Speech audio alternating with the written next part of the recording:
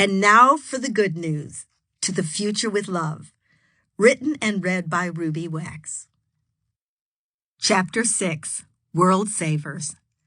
In this final chapter, I'm going to pick out a few initiatives created by the actual people who plant the seeds from where the green shoots grow. To be clear, I'm aware there are hundreds of thousands of groups and individuals passionately and selflessly helping or healing. But I've chosen these few because they remind me of who I was when I was young and had their spark. These people have the same expression I had in my eyes when I was 18. I've said that this book is to make me feel better, and just being near these people who radiate compassion allows me to bask in their heat. Love is catching, as is hate. But I chose them and their grassroots movements because I know they're the real deal. They loosened the hold I had on my own self-obsession and allowed me to become part of the world. I can see why they glow. There is nothing as high-making as helping someone. The kindness offensive. I heard about this particular movement and was struck by the audacity of the whole idea, so I called the founder, David Goodfellow, and found him to be another star in the World Saver Stakes.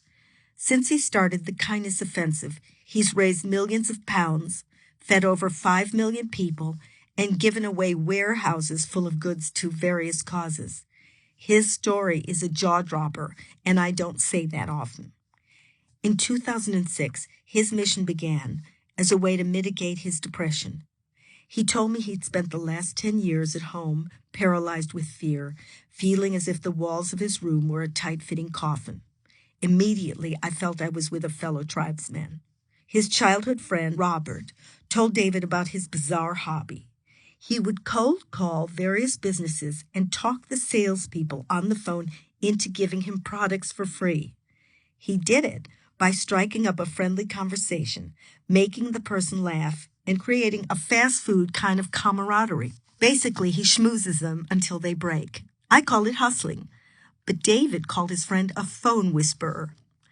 At some point, because David wasn't leaving the house to go anywhere, Robert taught him and some friends the art of phone whispering.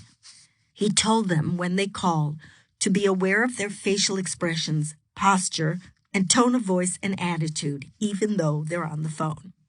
One day, Robert flung a Yellow Pages on the table and told the group to choose a random number.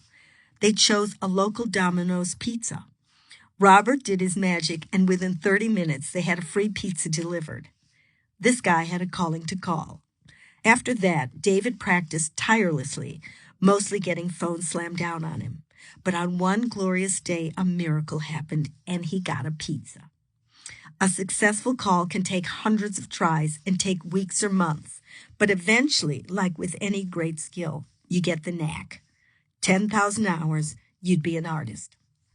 Over the years, he and his friends slogged away, filming, then critiquing each other. He told me the house started piling up with pots and pans, blenders, and a vibrating massage chair, a luxury fish tank, and a water-based vacuum cleaner. Word went out about what they were doing, and friends and family started to make requests. The hustlers were now being hustled. So far, so self-centered. A few more years down the line, they got the idea to whisper for strangers, and as a social experiment, they went into the street and asked people what they needed, calling it a kindness offensive. It held a kind of in-your-face punk charm. The next offensive was on August 3rd, 2008. They set off for Hampstead Heath, asking people, "How can we help you?" They got 18 requests, one of them being a guy who said he didn't have any money, but wanted to throw a birthday party for his daughter. The next day, they whispered to various companies, calling themselves the Kindness Offensive. And a week later, they had all 18 gifts. For the guy with no money, they contacted the Moscow State Circus, who offered not only ringside seats for Chris's daughter's friends, but a chance to train with the circus before the show. Later, a request came from a soup kitchen asking for badly needed food. So David and friends somehow ended up whispering to the CEO of one of the largest food producers, they must have been really good by now, who agreed to send 24 tons of food. None of them knew what that kind of weight meant, but pretended to. When the delivery arrived, the football stadium-sized lorry took up the entire street. And when decanted, the food filled every last crevice in the house, so they had to use the neighbors' homes. The BBC, hearing about it, turned up and filmed them giving food away to passing strangers, churches, food banks, the Salvation Army, and the original soup kitchen, who were now flooded with food. You can imagine they suddenly got a lot of volunteers. After that, they were on a roll, whispering like Olympians, distributing toys and gifts to major hospitals, children's homes, charities, and care homes. They received an award from the then Prime Minister for giving the highest number of toys away to kids in hospitals. David's favorite project was when he got some of his volunteers to go to Trafalgar Square and pretend they needed help after dropping their shopping or falling over or trying to lift prams upstairs. If a member of the public assisted them, all the volunteers would gather around and sing, "For He's a Jolly Good Fellow," hand them champagne, flowers, and throw streamers before quickly disappearing, leaving the people thinking, "What the fuck?" I'm sure they'll remember it for the rest of their lives. I asked David if his people ever use phone whisperings to get something for themselves. He said, "Actions have consequences. Everything you do adds up. If you do evil, well, you do the math."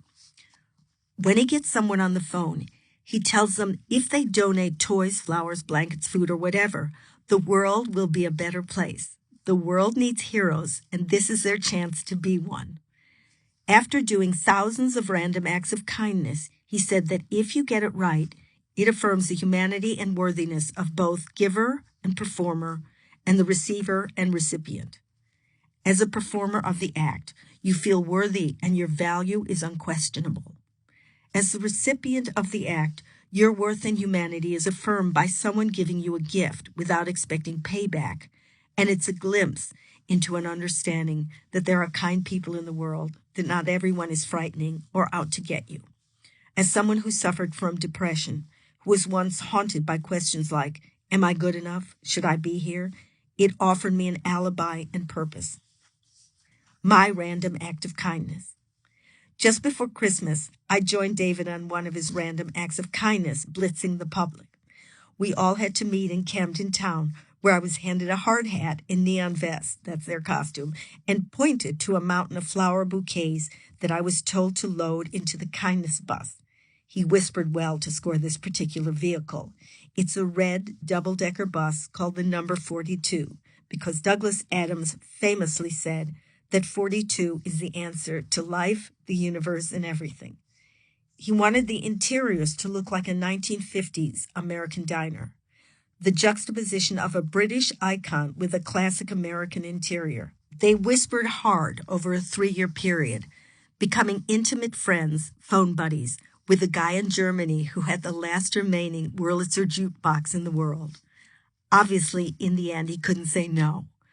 Also aboard the bus is a vintage replica Coca-Cola cooler, which you cannot buy in the UK, a gigantic antique gumball machine, 2 West Coast Spaceboy bins, a flux capacitor from the Back to the Future films given to them by George Lucas, and a bar.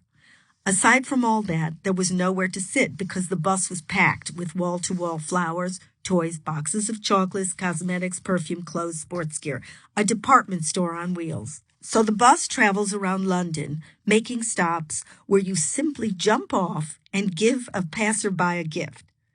At first I was a little shy, just handing someone random a present and having to explain it was free. We'd both stare at each other as if it was a joke of some sort while they tried to figure out what the deal was. I'd have to say a few times, "No, it's free.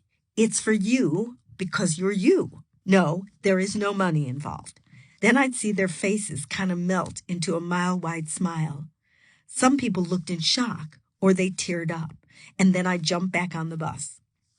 Well, if you want to get high on happiness, you can get no better hit than this. I eventually went crazy with rampant joie de vivre, chasing people down the street to hand them the free stuff, just to watch their eyes as they went childlike on me, like it was their first Christmas. Once in a while, people brushed my gifts aside or told me they didn't want anything, and I could feel a "fuck you, it's free" swirling up in me. Just as I would catch someone's joy, I'd catch these hardened people's anger and hated them for it.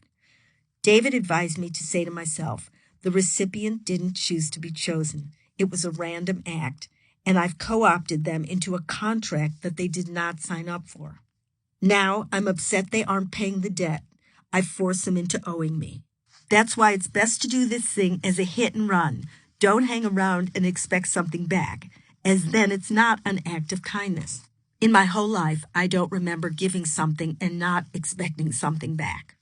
Maybe not in concrete terms, but there would always be a slight residue of feeling they owed me something later. We blitzed care and children's homes and hospitals that day. Sometimes we just leave the gifts at the reception or drop a gift at everyone's door.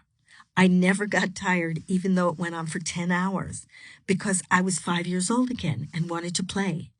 I would do this every day of the week and suggested it, but David can't because it takes him months to whisper for the stuff. I forgot about that part. At least now I know that there's a bus out there somewhere in London that I can get on when I'm low. Imagine if this was a regular service. We should applaud and appreciate all acts of kindness, whoever does them and however they come about. I asked David how he keeps his motives pure. He said, I can be an asshole. I can be thoughtless and polluted as the next guy. I don't go around thinking lofty thoughts and wishing mankind well, but none of that stops me from trying and succeeding to be kind. There is no point in waiting for the pure people to sort everything out. Trust me, they're not coming. Life is not a rerun.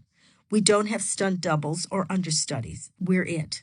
The universe doesn't happen to us. We are the universe happening. It actually matters what we do. That's what I'm doing when I phone whisper.